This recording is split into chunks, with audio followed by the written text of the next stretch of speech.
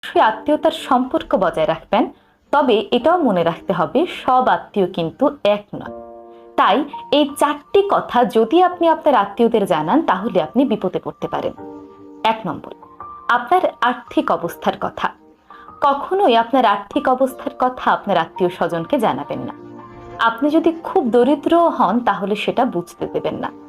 যদি তারা একবার বুঝতে পারে আপনার কাছে টাকা পয়সা খুবই কম আছে, তাহলে অনেক সময় তারা আপনাকে ছোট করে কথা বলবে কিংবা আপনাকে কষ্ট দেবে, বিভিন্ন জায়গায় আপনার গুরুত্ব অনেক বেশি কমিয়ে দেবে।